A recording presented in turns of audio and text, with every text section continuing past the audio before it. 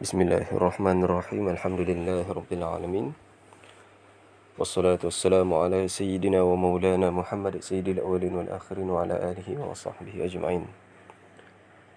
Hari ini kita akan sambung pengajian kita, masih lagi dalam topik solat, iaitu perkara yang berkaitan dengan membatalkan solat.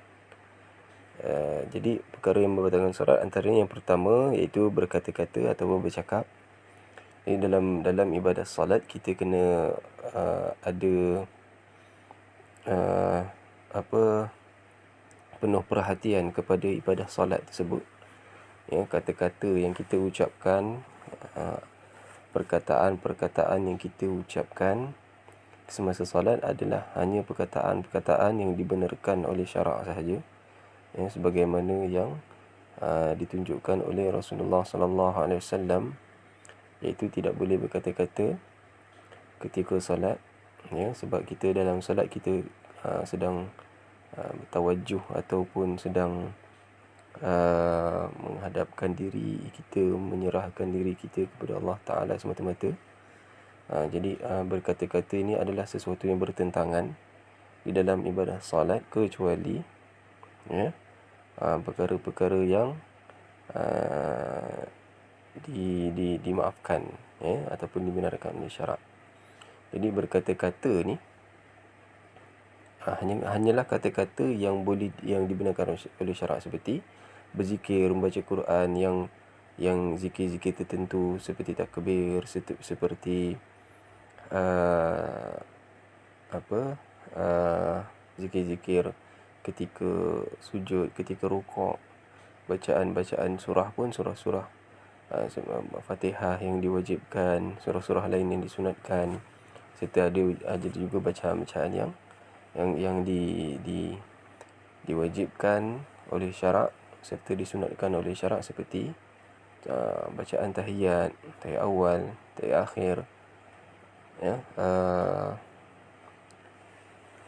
bacaan selawat dan sebagainya.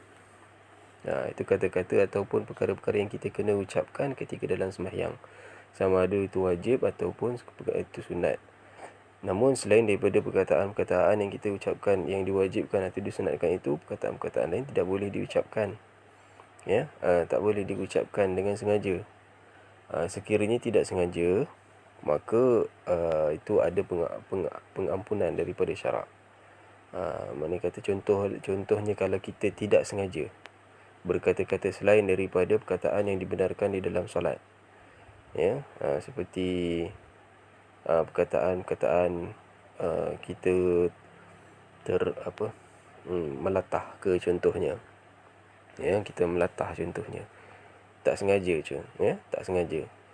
Jadi itu dimaafkan oleh syarak sekira-kira tidak melebihi 6 perkataan. Sekira-kira tidak melebihi 6 perkataan, itu perkataan-perkataan yang kita tak sengaja,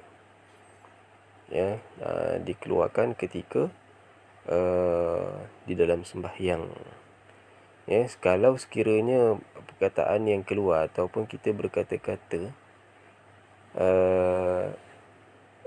dengan sengaja, maka itu membatalkan sembahyang, walaupun perkataan yang keluar itu satu huruf yang memberi makna. Walaupun satu perkataan yang satu huruf yang memberi makna.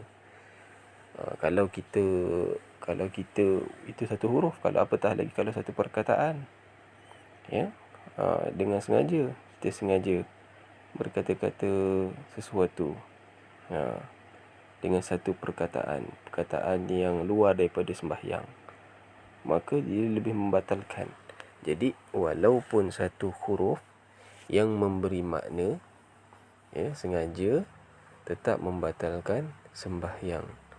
Kalau tak sengaja, maka dimaafkan syarak, walaupun satu perkataan, walaupun dua perkataan, sehinggalah 6 perkataan.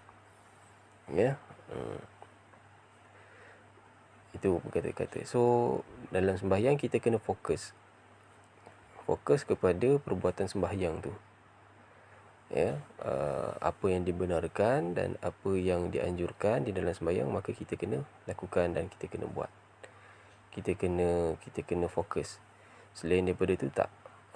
Jadi sembahyang dia kena fokus.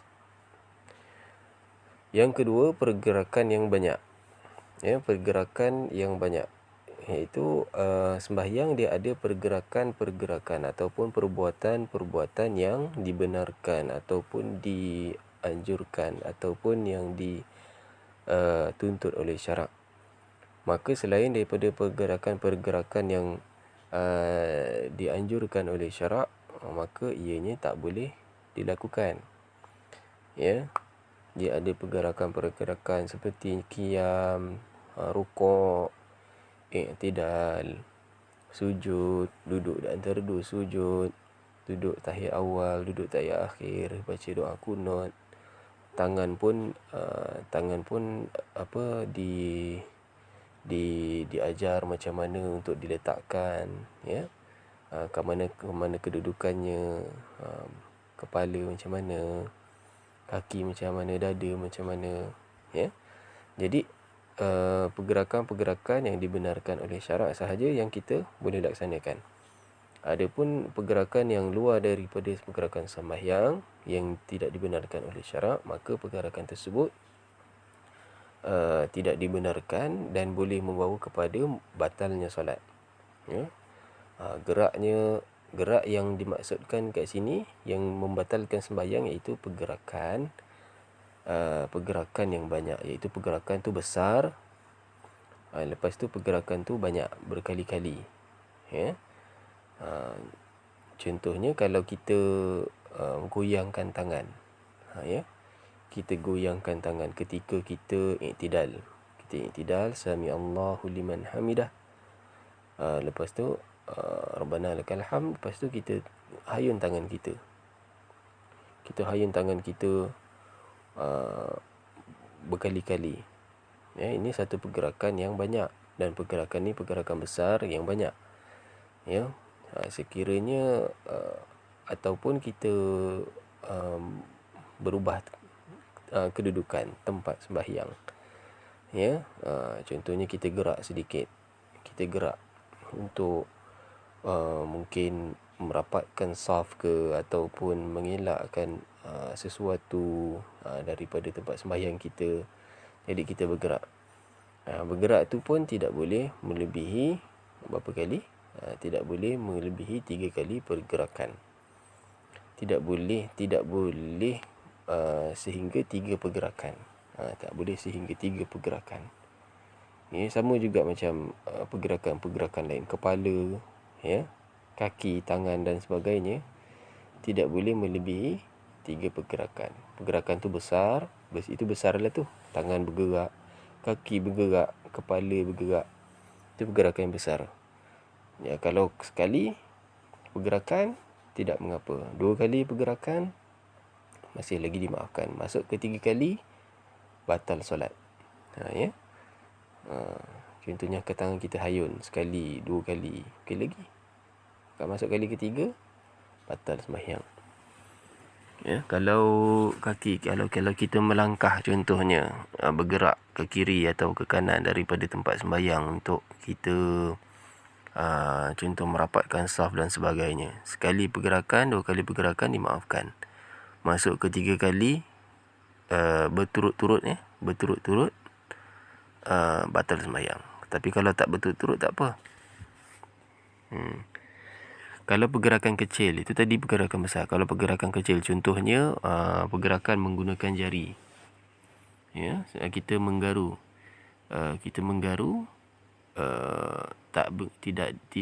Tidak membatalkan sembahyang sebab perkara tersebut adalah pergerakan yang kecil. Itu namanya pergerakan yang kecil. Contohnya mata. Mata kita berkelip-kelip berkali-kali contohnya. Itu pun tidak membatalkan sembahyang.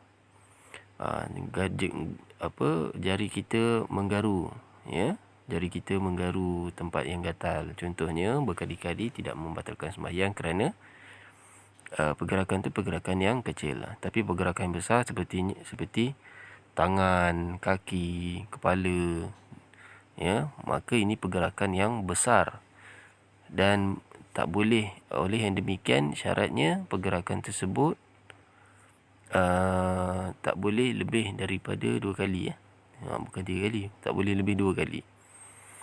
Makanya pergerakan gerak sekali dimaafkan, gerak 2 kali dimaafkan, masuk kepada gerak kali ketiga berturut-turut, maka batal sembahyang. Tapi kecuali darurat. Darurat contohnya menutup aurat, aurat itu terbuka, jadi memerlukan pergerakan yang banyak, yang berkali-kali, yang besar, maka dimaafkan juga kerana darurat. Yang ketiga, terkena najis. Terkena najis, najis yang tidak dimaafkan lah, sama ada mughallazah, mutawassitah ataupun mukhaffafah. Mana-mana keadaan najis terkena semasa solat ataupun sebelum solat yang tidak dibersihkan, maka solat tu batal. Tapi biasanya kalau kita nak bicarakan tentang perkara yang membatalkan ibadah, maka perkara tu berlaku ketika dalam ibadah, mula-mula sah, lepas tu tiba-tiba batal. Kalau berlaku daripada sebelum, daripada solat, bukan masalah batal solat, itu solat tu tidak sah daripada awal lagi. Contohnya najis kena pada pakaian ataupun anggota badan, maka sekiranya najis tersebut kering dan dia tidak melekat lama di anggota badan ataupun pakaian, mungkin segera kita buang, dia jatuh, mungkin kita kena pada badan ataupun pakaian, kita terus buang dengan serta-merta, itu tidak membatalkan sembahyang. Tapi kalau lah najis tu lama, tak serta-merta kita buang, mungkin kita lambat perasan, maka batal sembahyang, kena buang najis tersebut. Kena batalkan sembahyang dan buang najis tersebut, bersihkan, barulah boleh sembahyang balik. Itu terkena najis. Contohnya darah ataupun darah. Bahagian badan kita ada luka contohnya. Kita yakin tadi kita dah bersihkan, kita dah basuh, tiba-tiba tengah sembahyang darah tu keluar, darah luka tu keluar, kena pada pakaian kita ataupun kena pada bahagian anggota badan yang sihat. Dia mengalir, dia mengalir, lepas tu kena pada tempat-tempat lain di anggota badan, maka perkara tersebut membatalkan juga solat. Sebab tu caranya kita tampal, kita letakkan sesuatu, bandage dan sebagainya sebelum sembahyang, bagi tempat-tempat yang luka tu, barulah kita teruskan sembahyang. Tu tak apa kalau dia berdarah ataupun berdarah tu keluar di kawasan bandage tu, dimaafkan. Baik terkena najis, maka membatalkan sembahyang. Jadi baik dia mughallazah, mutawassitah ataupun mukhaffafah, terkena pada anggota badan ataupun pakaian yang dibawa ketika sembahyang, maka membatalkan sembahyang. Yang keempat, aurat terbuka. Aurat terbuka sebab syarah sah sembahyang, daripada awal lagi, selain daripada suci daripada najis dan sebagainya, iaitu aurat yang terbuka. Aurat yang terbuka iaitu aurat-aurat seperti lelaki, di antara pusat dan lutut. Perempuan seluruh badan kecuali muka dan tapak tangan. Jadi aurat di dalam sembahyang sebegitulah. Muka dan tapak tangan tidak aurat bagi perempuan. Selain daripada dua anggota ni, maka aurat. Bagi lelaki, di antara pusat dan lutut tu aurat. Selain daripada itu tidak aurat. Jadi kalaulah terbuka aurat ketika dalam sembahyang, contohnya kalau lelaki dia pakai kain sembahyang, dia terbuka, terlucut muka kain dia, maka perkara tersebut boleh membatalkan sembahyang, kecuali dia segera menutup. Baik, perempuan pun sama. Contohnya Angin tiup, angin kipas tiup kena pada telekong. Lepas tu telekong tu terbuka, contohnya bahagian kaki ke bahagian, contohlah dia bukan telekong tu singkat pula tu kan, muat-muat je pada anggota badan dia. Lepas tu dia tertiup oleh kipas, ya, terbuka. Jadi segera tutup. Kalau segera tutup, dimaafkan. Kalau dia biar je lama-lama, ya, ataupun terlama buka aurat tersebut disebabkan tiupan kipas tadi tu, maka batal sembahyang. Ya. Jadi aurat terbuka ni confirm batalkan sembahyang, sebab syarat sah sembahyang daripada awal kita bahas dahulu, iaitu menutup aurat. Jadi aurat terbuka itu boleh membatalkan sembahyang. Ya, ataupun koyak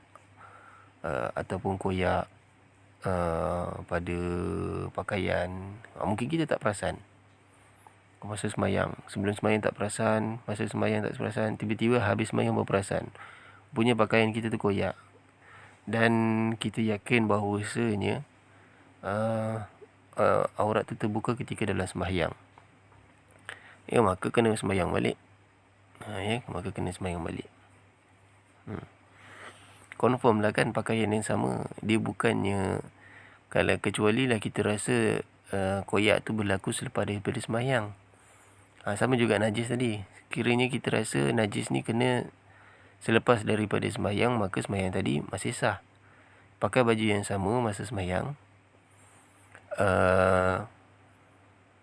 lepas tu perasan ada najis selepas daripada sembahyang, tengoklah keadaan, ijtihad dulu, sama ada najis tersebut kena semasa sembahyang ataupun selepas dari sembahyang. Tapi kalau kita punya sangkaan kita berat, yang najis itu kena sewaktu sembahyang ataupun sebelum sembahyang, maka sembahyang kita kena ulang balik.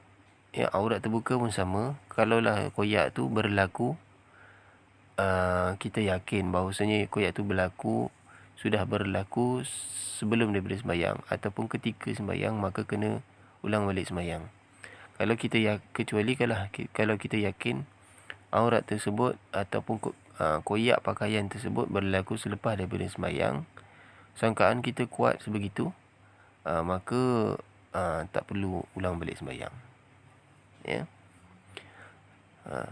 Yang kelima, makan dan minum. Makan dan minum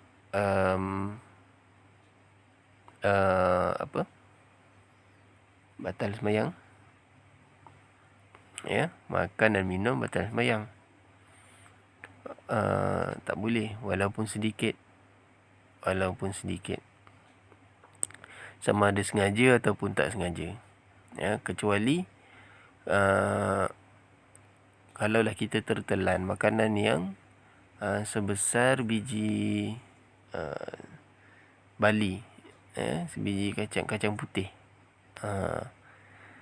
kurang daripada saiz kacang mungkin kacang bali, bali tersebut kurang daripada saiz tu, mungkin tertelan, itu tertelan, ya, dimaafkan. Tapi kalau sengaja, walaupun besar mana pun, ya, tetap membatalkan sembahyang. Sekecil mana pun, walaupun sengaja, tetap membatalkan sembahyang. Ya, makanya sebab makan dan minum ni adalah perkara-perkara yang bukan sekadar dilarang, tapi menunjukkan bahawasanya perkara tersebut tak sesuai. Ya, ketika sembahyang, iaitu ketika sembahyang kita kena fokus kepada perkara-perkara yang dituntut oleh syarak, apa yang perlu dilakukan. Jadi makan dan minum ni perkara-perkara di luar sembahyang. Jadi tak nampak macam memang tak nampak lah macam sembahyang kalau kita dah makan minum. Ya. Sama juga dengan pergerakan yang banyak, sama juga bercakap-cakap. Tak seolah-olah tak sembahyang. Sembahyang ni ada perbuatan tertentu, ya, kata-kata yang tertentu. Tapi kalau kita buat selain daripada perkataan atau perbuatan yang telah ditetapkan oleh syarak, perbuatan tu nampak macam tak sembahyang. Makan sembahyang, makan ketika sembahyang, minum ketika sembahyang, tak boleh. Ya. Hatta makanan ataupun minuman tu datang dalam mulut sekalipun membatalkan sembahyang. Kahak contohnya, kahak tu dah sampai kat mulut, kita telan, ya, batal sembahyang. Darah contohnya, darah contohnya darah yang keluar daripada gusi, kita tak bersihkan betul-betul. Kita tahu dah berdarah tapi kita tak bersihkan betul-betul, kita telan darah tu ketika dalam sembahyang, batal. Ya. Jadi ini antara perkara-perkara yang membatalkan sembahyang. Yang banyak lagi perkara lain, contohnya wuduk batal, maka batal lah sembahyang. Ya. Wuduk batal, berhadas, ya.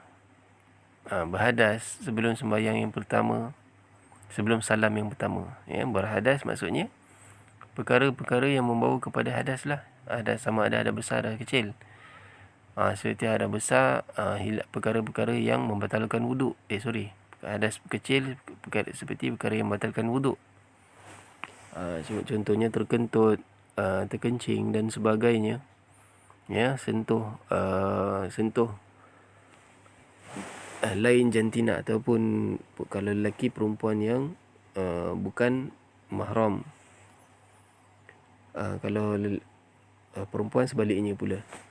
Ya, perkara tersebut membatalkan wuduk. Jadi solat tu boleh batal.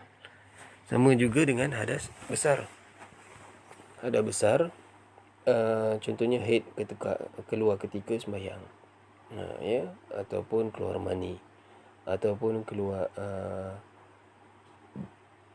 nifas contohnya. Ya, perkara tersebut perlu kepada mandi wajib. Ya, jadi sesiapa yang berlaku keadaan sedemikian, maka dia perlu sucikan dahulu, kemudian sembahyang balik. Jadi sembahyang yang tadi batal, ya, sebelum salam yang pertama. Selepas daripada salam yang pertama, sah sembahyangnya, ya, sebab rukun solat 13 yang ke-12 iaitu memberi salam yang pertama. Selepas, maksudnya kita dah sempurnakan segala rukun dalam sembahyang tu, lepas tu baru kita berhadas, jadi sembahyang kita tetap sah. Ya. Sebab apa? Salam yang kedua tu hukumnya sunat sahaja. Sunat sunat apa? Sunat hayat. Ya, sunat hayat. Sunat sahaja. Jadi kalau kita dah sempurnakan segala rukun, maka sehinggalah salam yang pertama, maka kita sudah melakukan sembahyang. Jadi kalau kita terkentut contohnya, maka sembahyang kita tetap sah. Jadi perlu tak kita memberi salam yang kedua selepas kita kentut tadi? Jadi kat sini hukumnya adalah haram. Bukannya tak sah sembahyang tu. Perbuatan memberi salam yang kedua selepas daripada kita terkentut, maka hukumnya haram. Ya, sebab kita dah berhadas. Kalau kita beri salam kedua, seolah-olah kita dalam sembahyang lagi. Jadi perkara tu haram. Kalau buat juga berdosa lah. Tapi tidak membatalkan sembahyang. Yang ketujuh, berdehem, ketawa, menangis, mengerang kesakitan. Berdehem, ketawa, menangis, mengerang kesakitan ni, contohnya berdehem lah, ya. Macam tu. Ketawa, menangis, mengerang kesakitan. Kecuali berdehem ini, berdehem yang kalau kita tak berdehem, maka sukar untuk kita melafazkan lafaz-lafaz yang dituntut di dalam sembahyang, seperti baca Fatihah, seperti baca tahiyat akhir dan sebagainya. Maka perlu kita berdehem, ya, untuk kita melancarkan bacaan kita. Maka hukumnya harus. Tapi kalau tidak sedemikian, ya, ada pandangan yang di dalam mazhab Syafi'i mengatakan selain daripada perkara kalau kita nak melafazkan perkara tersebut hukumnya wajib dan terpaksa kita berdehem, maka boleh kita berdehem. Tapi kalau perkara tersebut hanya sekadar sunat sahaja di dalam sembahyang, maka tak boleh berdehem. Ya, ketawa pun sama. Senyum tak apa. Ya, senyum tak apa. Ketawa tak boleh. Sebab beza ketawa dengan senyum ni, senyum tidak mengeluarkan suara. Ya, ketawa mengeluarkan suara. Menangis ni tak boleh menangis dengan erti kata mengeluarkan suara. Mengeluarkan suara tangisan. Ya, kalau kita tengok ada orang membaca surah dalam sembahyang, lepas tu kemudian dia menangis, itu tidak mengapa. Walaupun kita tahu dia sedang menangis, tapi suara yang menangis itu tak keluar. Yang keluar hanyalah suara bacaan surah tersebut. Ya, suara menangis, contoh suara menangis lah, macam kita tengok kanak-kanak menangis tu kan. Contohnya macam tu. Maksudnya itu suara menangis.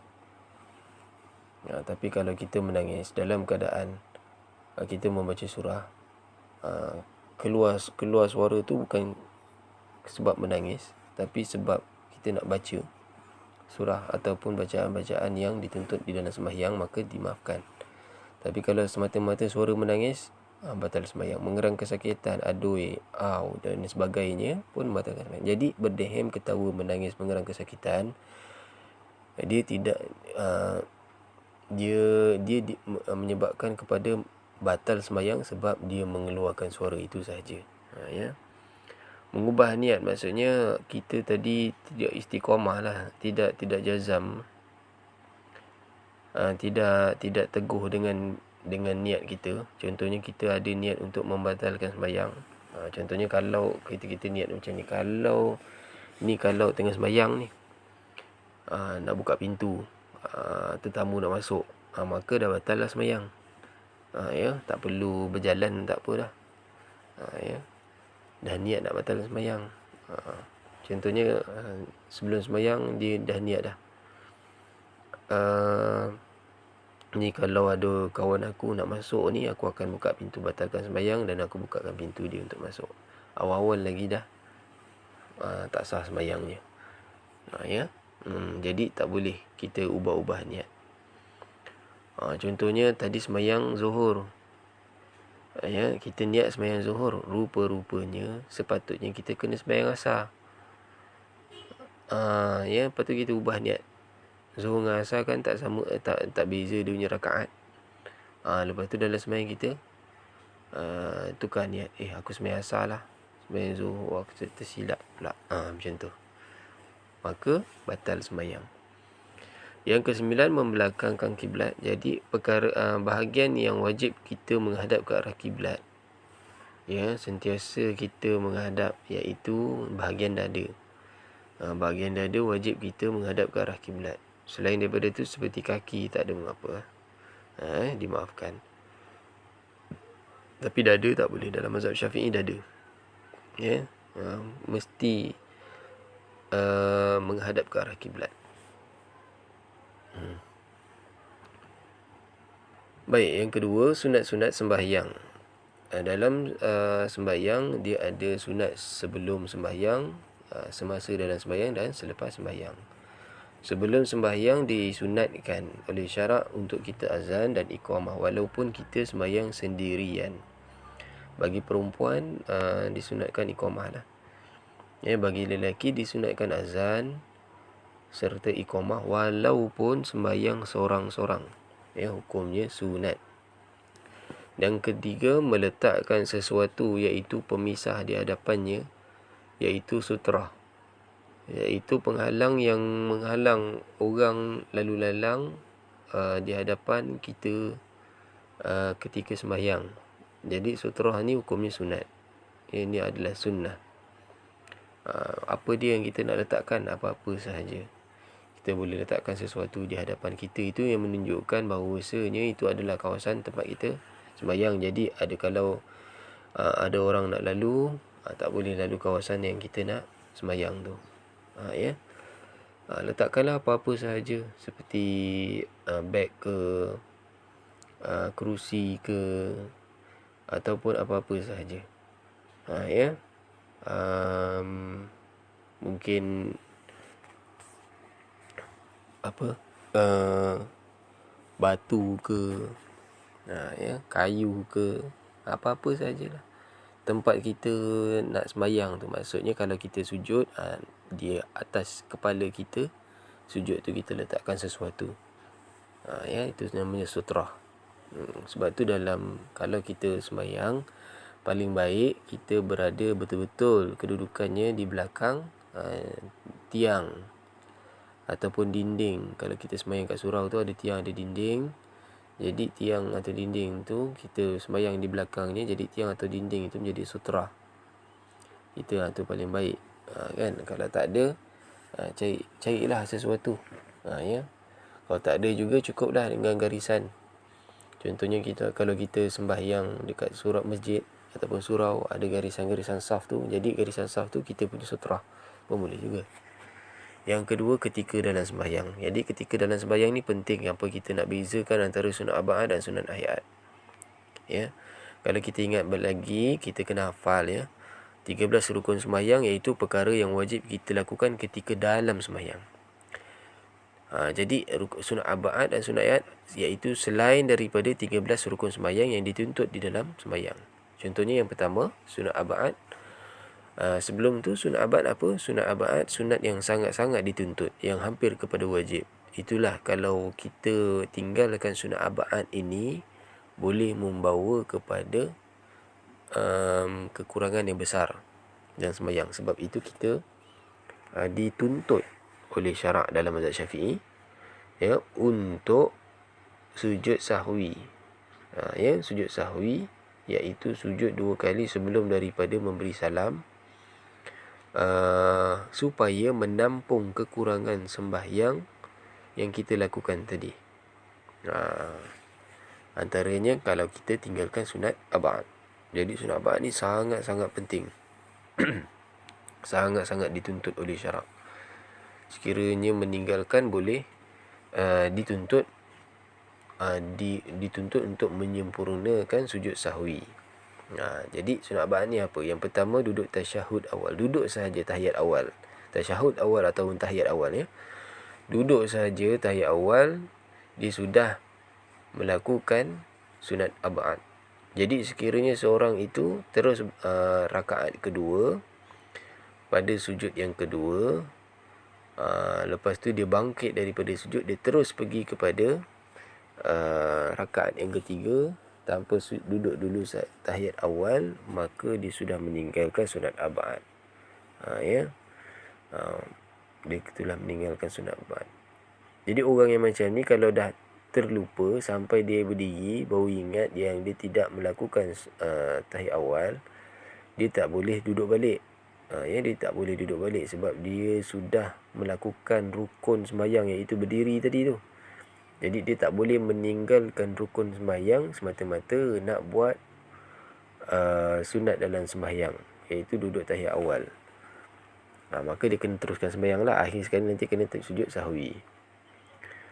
Kalau sekiranya dia belum sempurna berdiri pada rakaat ketiga, maka dia disunatkan untuk sujud duduk balik untuk melakukan tahiyat awal. Maka tapi dia kena sujud sahwi tak? Sebabkan perbuatan dia tadi tertinggal duduk tahiyat awal, tapi masih belum sempurna berdirinya, maka dia kena sujud sahwi juga. Ya, sekira-kira dirinya, pergerakan untuk dia berdiri itu lebih daripada separuh ke atas, sebelum iaitu di antara berdiri dengan sujud tadi itu, kalau dia ada kat tengah-tengah dan ke atas, dia dah berada kat tengah-tengah berdiri itu ataupun ke atas, iaitu hampir kepada berdiri, lepas tu dia ingat balik, dia dituntut dia masih disunatkan duduk balik kemudian tahiyat awal. Tapi dia kena sujud sahwi. Tapi kalau dia dah terlepas daripada duduk tahiyat awal, nak berdiri, tapi berdirinya tu belum banyak, belum separuh daripada berdiri pun, maka disunatkan juga duduk balik untuk tahiyat awal, tapi tidak disunatkan sujud sahwi. Ya. Yang kedua, membaca tasyahud awal. Dia dah duduk dah tahiyat awal, tapi dia lupa apa bacaan tahiyat awal, maka dia kena sujud sahwi. Maka dia telah tinggalkan sunat ba'd. Jadi membaca sahaja tahiyat awal, at-tahiyyatul mubarakatus salawatut thayyibatu lillah, sampailah asyhadu an la ilaha illallah wa asyhadu anna muhammadar rasulullah, itu adalah bacaan sunat ba'd, tahiyat awal. Yang ketiga, selawat ke atas Nabi ketika pada tahiyat awal ataupun tasyahud awal. Lepas tu Allahumma salli ala sayyidina Muhammad, kan biasa kita akan bangkit kan. Jadi sunat bacaan daripada at-tahiyyah tu sampai selawat kepada Nabi semuanya adalah sunat ba'd. Sekiranya ditinggalkan bacaan-bacaan ni, kena sujud sahwi. Yang keempat, selawat ke atas keluarga Nabi pada tahiyat akhir, iaitu masa tahiyat akhir. Kalau kita ingat balik, antara rukun solat iaitu membaca selawat ke atas Nabi. Allahumma salli ala sayyidina Muhammad, itu adalah rukun sembahyang. Lepas tu biasa kita baca wa ala ali sayyidina Muhammad, ataupun kita baca wa ala ali Muhammad. Itu maksudnya apa? Dan juga ke atas keluarga Nabi. Jadi wa ala ali Muhammad ataupun wa ala ali sayyidina Muhammad, itu merujuk kepada selawat kepada keluarga Nabi.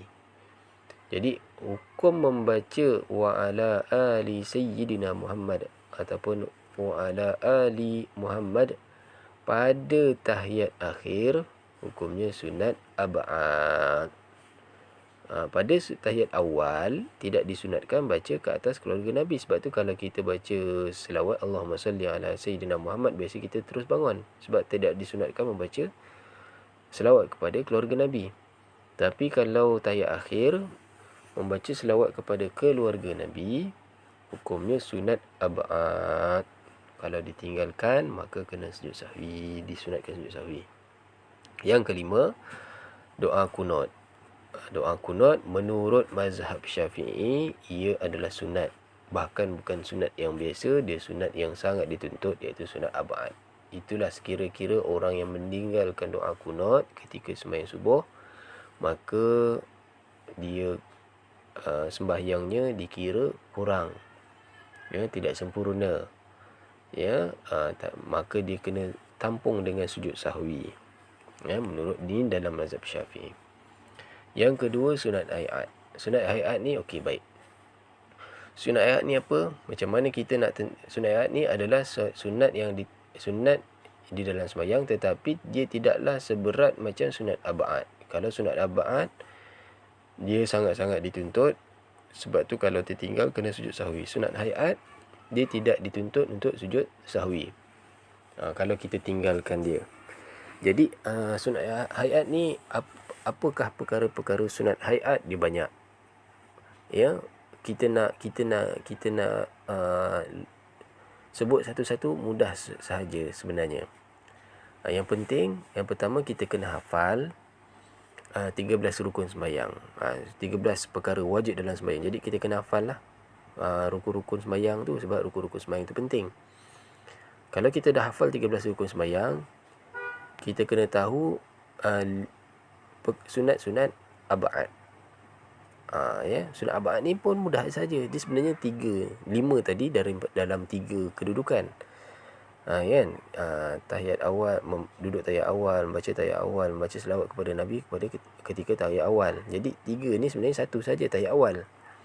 Jadi kita dah mudah ingat. Lepas tu baca doa kunut serta membaca selawat kepada keluarga Nabi sallallahu alaihi wasallam pada tahiyat akhir. Jadi 15 rukun sembahyang kita dah ingat, 13 rukun sembahyang kita ingat, kita dah hafal.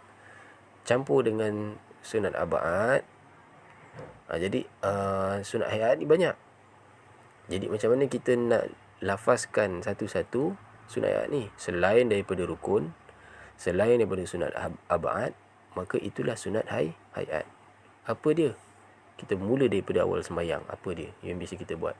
Mengangkat tangan ketika takbir itu sunat hayat. Meletak tangan kanan di atas tangan kiri itu sunat hayat. Melihat tempat sujud sunat hayat. Membaca iftitah sunat hayat. Isti'azah selepas daripada iftitah sunat abad. Membaca secara jahar kuat ataupun perlahan pada tempat-tempat tertentu. Contohnya kalau sembahyang maghrib kita baca kuat pada rakaat pertama, kedua, rakaat ketiga kita perlahankan. Itu sunat semuanya. Ya. Sama kalau zuhur daripada rakaat pertama sampai rakaat keempat semua perlahan. Itu sunat sebenarnya. Ya. Membaca sesuatu daripada ayat Quran selepas Fatihah, baca ayat waladdallin amin, baca qul huwallahu ahad, itu pun sunat hayat. Kalau tertinggal tidak mengapa, tidak perlu kepada sujud sahwi, tapi ruginya dari sudut pahala sebab kita lalai. Menyebut amin selepas baca Fatihah, mengucap takbir ketika tukar rukun, ini takbir intiqalat, iaitu nak rukuk kita takbir Allahu akbar, Sami Allahu liman hamidah, Allahu akbar, nak sujud Allahu akbar. Perpindahan-pindahan rukun ini kita namakan sebagai takbir intiqalat, iaitu takbir-takbir yang sunat. Ya, sunat hayat hukumnya. Membaca tasbih ketika sujud dan rukuk, subhana rabbiyal azimi wa bihamdi, subhana rabbiyal a'la wa bihamdi. Meletakkan kedua tangan pada paha ketika tasyahud awal dan tahiyat akhir. Duduk tawarruk pada tahiyat akhir dan iftirash pada selain daripadanya. Kan? Duduk yang tahiyat awal, duduk tahiyat akhir yang singit tu, itu semuanya hukumnya sunat. Ya, apa lagi? Membaca doa di antara dua sujud, duduk di antara dua sujud, Rabbi firli warhamni. Itu semua sunat hayat. Membaca selawat Ibrahimiyah, kama sallaita ala Ibrahim wa ala ali Ibrahim, itu pun sunat hayat. Fil alamin innaka hamidum majid, itu pun sunat hayat. Memberi salam yang kedua pun sunat hayat. Jadi nak melafazkan, nak mengingat satu-satu sunat hayat ni mudah, sebab dia selain daripada rukun sembahyang, selain daripada sunat abad, itulah sunat hayat. Sunat selepas daripada sembahyang disunatkan, ya, kita istighfar. Ini sebagaimana yang Nabi ajar, zikir, apa-apa zikir, subhanallah, alhamdulillah, wala ilaha illallah, Allahu akbar, doa dan sebagainya, hukumnya sunat. Ya, hukumnya sunat. Hukumnya dituntut. Ya, yang kedua, berpindah selain daripada tempat yang duduk semasa solat fardu untuk sembahyang sunat. Jadi contohnya biasanya kalau kat masjid kita buat kan, lepas sembahyang fardu, lepas tu kita bangkit, kita pindah tempat lain, kita buat sembahyang sunat. Itu hukumnya sunat. Itu pun hukumnya sunat. Sebab memperbanyakkan tempat yang menyaksikan kita melakukan ibadah. Tadi tempat mungkin saf pertama tu menjadi saksi kepada kita punya ibadah fardu, sembahyang fardu. Jadi tempat lain, contohnya saf yang kelima kita sembahyang, menjadi saksi kepada kita melakukan ibadah sunat. Okey, baik. Kemudian, habis dah bab sembahyang, baik rukunnya, baik sunat-sunatnya, baik perkara yang batalkan sembahyang, selesai, kita bahaskan. Kemudian sujud sahwi. Sujud sahwi tadi kita ada sebut apabila tertinggal sunat abad. Jadi sujud sahwi adakah hanya semata-mata dilakukan ketika tertinggal sunat abad? Nanti kita akan lihat, ya. Baik, sujud sahwi tujuannya menampung kekurangan pada sembahyang. Tujuan sebenar sujud sahwi ni menampung kekurangan pada sembahyang. Jadi kita tak naklah ibadah kita ni lompong-lompong. Walaupun sah tetapi tak sempurna. Jadi antara cara menyempurnakannya iaitu dengan sujud sahwi. Waktunya iaitu ketika sebelum memberi salam. Ketika tahiyat akhir, sebelum memberi salam, biasanya kita baca tahiyat akhir kan, fil alamin innaka hamidum majid. Lepas tu sebelum salam tu kita sujud 2 kali macam biasa. Sujud macam sujud yang pada rakaat pertama, rakaat kedua tu lah. iaitu sujud, kemudian duduk di antara sujud, kemudian sujud balik. Kemudian dah sujud kedua, bangun, barulah bagi salam. Baik, sebab-sebab sujud sahwi yang pertama, apabila tertinggal sunat ab'ad, tadi kita dah bahas. Jadi tertinggal sunat ab'ad yang 5 perkara tadi, maka disunatkan sujud sahwi. Yang kedua, berlaku keraguan pada bilangan rakaat. Ini yang kita biasa buat. Biasa kadang-kadang kita buat benda ni. Tak sengaja. Tapi perkara tersebut mengurangkan sembahyang kan, mengurangkan pahala sembahyang, kesempurnaan sembahyang, iaitu ragu-ragu bila rakaat ketiga ke rakaat keempat. Rakaat ketiga kita pun ragu-ragu, rakaat ketiga ke rakaat keempat, rakaat ketiga ke rakaat keempat. Maka keraguan ini telah menyebabkan menunjukkan kepada kita bahawasanya kita sedang lalai dalam sembahyang, sehingga terlupa berapa rakaat keberapa yang kita sudah lakukan dan perlu lakukan. Jadi kaedah syarak, iaitu macam mana kita nak selesaikan masalah ini, iaitu kita ambil jumlah yang sedikit.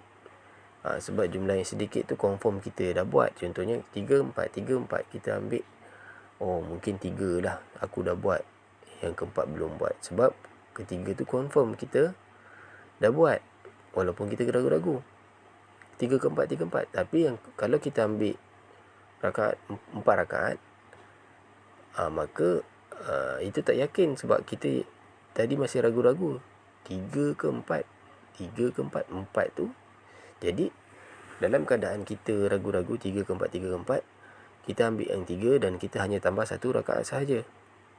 Tapi kalau kita ambil yang 4, maka kita kemungkinan kita berada pada rakaat yang ketiga. Jadi kita sudah mengurangkan jumlah rakaat dalam sembahyang. Itu tak boleh.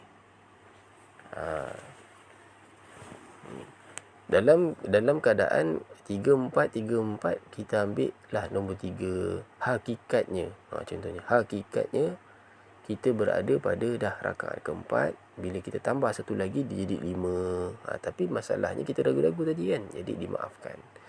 Jadi cara nak menampung balik kekurangan dalam sembahyang ni, iaitu dengan sujud sahwi. Menambah bilangan rakaat dengan sengaja, itu hukumnya haram, batal sembahyang. Tapi tadi kan lupa, tak ingat, ragu-ragu, itu dimaafkan. Yang ketiga, melakukan perbuatan dilarang kerana terlupa, seperti menambah bilangan rakaat, menambah bilangan rakaat, menambah bilangan sujud, menambah bilangan rukuk. Contohnya kan, rukuk patutnya sekali je, dia 2 kali rukuk dengan sengaja. Sujud 2 kali je, dia tambah lagi sujud kali ketiga sebab ragu-ragu, contohnya. Maka ini maksudnya melakukan sesuatu perkara yang dilarang ketika dalam sembahyang kerana lupa. Yang keempat, melakukan perbuatan sembahyang sama ada satu rukun yang sempurna atau sebagainya, atau membaca surah bukan pada tempatnya ketika sembahyang. Contohnya kita membaca surah Al-Fatihah pada tahiyat akhir. Pada tahiyat patut baca at-tahiyyatul mubarakatus salawatut thayyibatu lillah.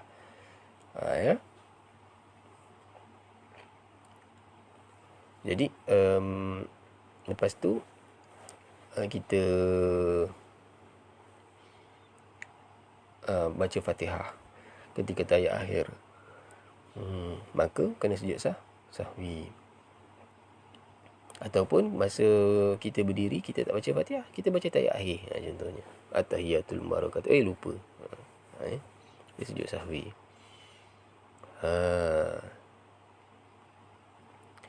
Melakukan perbuatan sembahyang sama ada satu rukun yang sempurna atau sebahagian, patutnya kita baca, contohnya kul huwallahu ahad Allahus samad. Kita tengah berdiri tu kan, lam yalid wa lam yulad wa lam yakul lahu kufuwan ahad, Allahu akbar. Patutnya kita rukuk, kita sujud terus. Lepas tu lupa, aku tak rukuk lagi, bangkit balik. Bangkit balik. Lepas tu sujud. Lepas tu rukuk. Lepas tu barulah sujud macam biasa. Jadi dia sudah melakukan perkara yang perbuatan sembahyang yang tidak pada tempatnya. Patutnya rukuk dulu, dia terus sujud, dia terlupa, lepas tu dia bangkit balik baru dia buat macam biasa. Jadi kena sujud sahwi. Okey, selesai. Jadi sujud sahwi ni senang, iaitu sujud 2 kali. Sebelum memberi salam, fil alamin innaka hamidum majid, assalamualaikum warahmatullahi, assalamualaikum warahmatullahi, sujud. Ya. Sebelum baca, sebelum tahiyat akhir, sebelum memberi salam, sujud 2 kali. Jadi caranya macam mana? Sujud macam biasa, iaitu sujud yang pertama, lepas tu bangkit, duduk, lepas tu sujud yang kedua. Jadi sujud ni macam sujud-sujud biasalah, ada tamak ninahnya, tak boleh terlalu cepat. Ya. Jadi masa sujud tu baca apa? Ya, yang apa yang diajarkan oleh kita selama ni, iaitu dengan membaca subhana man la yanamu wa la yashu. Subhana man la yanamu wa la yashu, maha suci Allah yang tidak tidur, wala yasu, dan tidak leka, tidak alpa. Kita ni leka, kita ni alpa, sebab tu kita melakukan perkara-perkara yang tidak dituntut di dalam sembahyang, ya, perkara-perkara yang dilarang dalam sembahyang. Jadi kita lupa, kita leka, alpa dan sebagainya. Tapi Allah tu maha tidak, maha suci daripada lupa, alpa, tidur dan sebagainya, lalai. Jadi kita tasbih kepada Allah Subhanahu Wa Taala, subhana man la yanamu wa la yasu. Lepas tu kita bangkit, duduk di antara sujud, bacalah Rabbi firli warhamni sampai habis. Lepas tu sujud yang kedua pun baca benda yang sama, subhana man la yanamu wa la yasu. Habis kalau tak ingat ustaz dengan baca subhana man la yanamu wa la yasu, baca apa? Boleh juga baca subhana rabbiyal a'la wa bihamdi, macam sujud macam biasa. Habis kalau ustaz kalau tak tahu nak baca apa, tak terfikir pula nak baca subhana rabbiyal a'la wa bihamdi, boleh duduk sujud saja tanpa membaca apa-apa pun boleh. Sudah memadai dengan sujud sahwi. Ya.